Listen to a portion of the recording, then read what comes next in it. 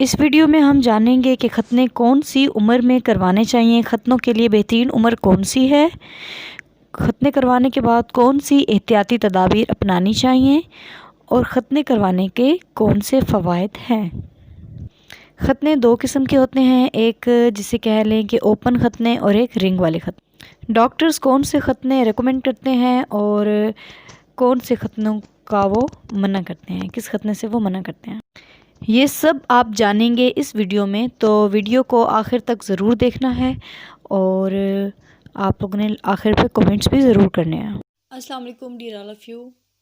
आज जो मुझे बात करनी है वो है बच्चों के ख़तनों के ऊपर। मगर वीडियो स्टार्ट करने से पहले एक मैसेज समझ लें, एक बात समझ लें। वो कहनी मुझे लग रहा है जैसे वो कहना बहुत ज़रूरी है कि आई डोंट नो ये कोई हदीस है या फिर ये क्या है। मैंने कहीं पे पढ़ा था कि किसी भी चीज़ के मुतालिक ज़्यादा इल्म या फिर ज़्यादा इल्म भी जो है वो अच्छा नहीं होता। मतलब कि हर चीज़ जो है वो एक इत्दाल में अच्छी लगती है, म्यान रवी में अच्छी लगती है, बैलेंस होनी चाहिए हर चीज़।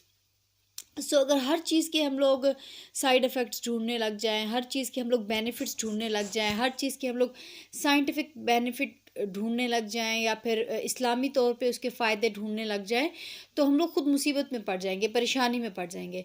इसी तरीके से जो मेडिसिन्स होती हैं, अगर हम लोग जब डॉक्टर के पास से लेकर आते हैं और अगर हम लोग उसी मेडिसिन को गूगल के ऊपर सर्च करेंगे तो उसी मेडिसिन के फ़वाइद, ज़ाहिर बात है एक डॉक्टर हमें नुकसानदेह चीज़ तो नहीं देंगे, बट उसी मेडिसिन के फ़वाइद भी हमें मिलेंगे और नुकसानात भी मिलेंगे। बहुत सी चीज़ों को ऐसे ही इग्नोर कर देना चाहिए, आगे चलते जाना चाहिए। आज जो मुझे बात करनी थी वो है सर्कमसिशंस यानी कि ख़तनों पर।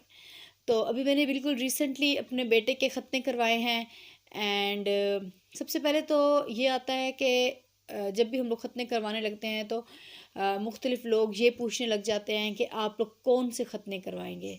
एक रिंग वाले ख़तने होते हैं और एक नॉर्मल ओपन ख़तने होते हैं, वो होते हैं। तो आप लोग कौन से किस किस्म के ख़तने करवाएंगे।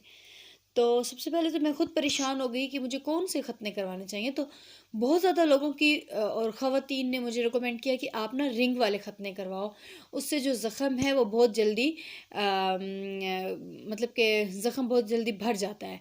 तो आजकल वो चली हुई हैं, मतलब कि आजकल डॉक्टर्स वो रिकमेंड करते हैं। ये आजकल की तो हालांकि बात नहीं है, 1950s की बात है। मैंने जब डॉक्टर से कंसल्ट किया तो उन्होंने मुझे कहा कि आप दूसरे रिंग वाले ख़तने ना करवाएं, दूसरे जो ख़तने होते हैं जिसको ओपन ख़तने या आई डोंट नो कोई और नाम भी उसका होगा वो कहा जाता है, वो ख़तने करवाएं। हम लोगों ने वही ख़तने करवाए हैं एंड अब जो बात करनी है वो ये है कि क्या बच्चों को ख़तने करवाते वक्त ख़तने करवाने के बाद मेडिसिन देनी चाहिए या नहीं।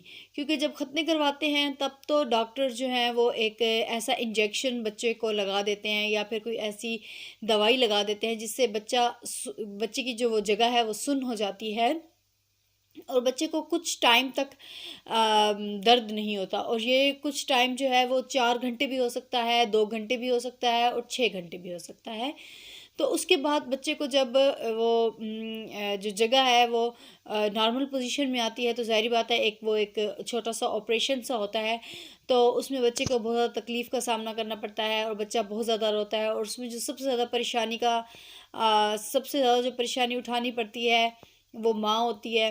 और हम मदर्स बहुत ज़्यादा परेशान हो जाती हैं कि अब क्या किया जाए, क्योंकि बच्चा बिल्कुल ना फीड कर रहा होता है, ना वो चुप कर रहा होता है, वो मुसलसल वो रोए जाता है और कुछ समझ नहीं आती कि क्या किया जाए।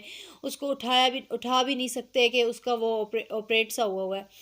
तो उसका यहाँ पे कुछ 1-2 टिप्स मैंने आप लोगों के साथ शेयर करनी थी क्योंकि रिसेंटली मेरे अपने बेटे के ख़तने हुए हैं। तो सबसे टिप नंबर 1 ये है कि जब आपके बच्चे के ख़तने हों तो ख़तनों से पहले आप लोग एक पैनाडोल ले लें, जो छोटे बच्चों की पैनाडोल होती है वो ले लें। और उसके बाद बच्चे के तकरीबन 10 डायपर्स वो ले लें जो उससे एक साइज़ ज़्यादा के हों। अगर फॉर एग्ज़ाम्पल अगर आपका बच्चा 3 साइज़ का डायपर यूज़ करता है तो उसकी जगह आप 4 ले आएँ। और अगर 2 साइज़ यूज़ करते हैं आप लोग बच्चे के डायपर के लिए तो साइज़ नंबर 3 ले आएँ। इससे थोड़ा सा बच्चे की जो वो जगह है वो खुली हो जाएगी और टाइट नहीं होगा, क्योंकि उससे फिर ज़्यादा दर्द होती है।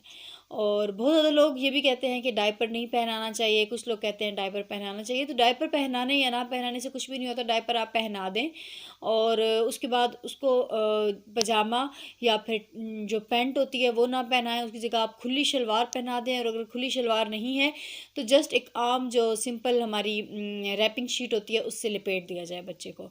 बस उसकी टांगों का थोड़ा सा ख्याल रखा जाए कि वो तंग ना हो, बस खुला खुला खुला उसको रखना है। उसके बाद हम बात करते हैं कि कौन सी उम्र बेस्ट होती है बच्चों के खतनों के लिए। तो डॉक्टर्स रेकमेंड करते हैं कि 6 महीने से पहले पहले आप खतने करवा लें। और कुछ केसेस ऐसे भी होते हैं कि जो माँ और बच्चा है अभी तक हॉस्पिटल से वो डिस्चार्ज भी नहीं होते, तो सेकंड डे या first day, mostly second day या थर्ड डे लोग जो हैं वो अपने बच्चों के खतने करवा देते हैं। तो इट्स नॉर्मल, इट्स ओके। अगर आप अपने डॉक्टर से कंसल्ट कर लें और वो जो आपको मशवरा दें आप उस तरीके से कर सकते हैं। मगर आई थिंक सो कि 15 दिनों बाद करवा लेने चाहिए, 15 दिन का वेट कर लेना चाहिए, क्योंकि बच्चे की नाफ का भी थोड़ा सा मसला होता है, उसने भी ड्राई होना होता है। तो 15 दिनों का गैप ज़रूर देना चाहिए। जब हम खतने करवा के बच्चे को घर ले आएँ तो डॉक्टर ज़रूर आपको कोई ना कोई मेडिसिन ज़रूर प्रोवाइड करेंगे। और पॉलीफैक्स सबसे बेस्ट होती है, और किसी भी किस्म की कोई एंटीबायोटिक बच्चों को नहीं देनी चाहिए, क्योंकि डॉक्टर्स कहते हैं कि जस्ट पैनाडोल से ही। और ये दर्द 24 आवर्स रहेगा या तकरीबन 24 घंटों से 27-28 घंटे भी हो सकते हैं। बट ये 24 घंटे तो नॉर्मल रहेगा। और माँ को ज़ाहिर बात है बहुत ज़्यादा सफ़र करना पड़ता है बच्चे के साथ साथ। तो अगर आप अपने अंदर हौसला पैदा करें तो बच्चे को प्लीज़ एंटीबायोटिक ना दें, किसी भी किस्म की कोई मेडिसिन ना दें। आप जस्ट एक पैनाडोल दे दें और पॉलीफैक्स यूज़ कर लें। और आप मुझे तो पर्सनली डॉक्टर ने कहा था कि आप सरसों का जो तेल है आप वो यूज़ कर लें। जिस सर्जन से मैंने करवाया था तो उन्होंने मुझे कहा था कि आप सरसों का तेल लें और वो बच्चे को लगा दें। तो मैं बालाज को भी वो लगा देती थी और डायपर पे भी उसके सरसों का तेल लगा देती थी।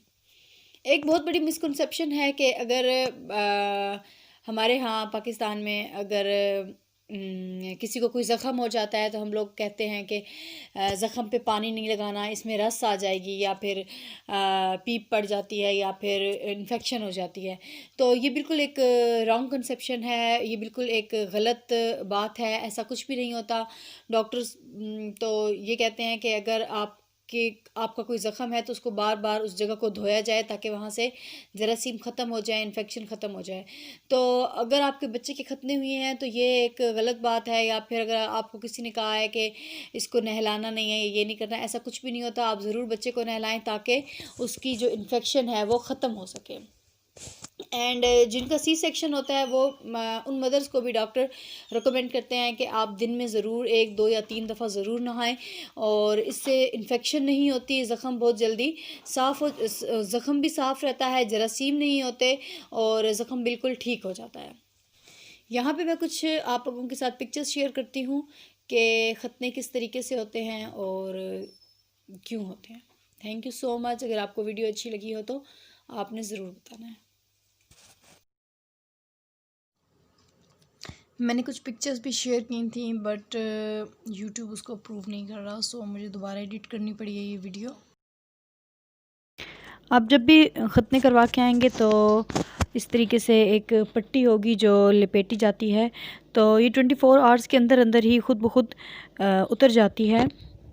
और अगर ये ना उतरे तो आप ख़ुद भी इसको पायोडीन से आराम आराम से उतार सकते हैं। और अगर आप नहीं उतार सकते तो फिर आप अपने डॉक्टर के पास चले जाएं और वो आपको आपका जो सर्जन है, जो आपका डॉक्टर है, वो ये उतार देगा।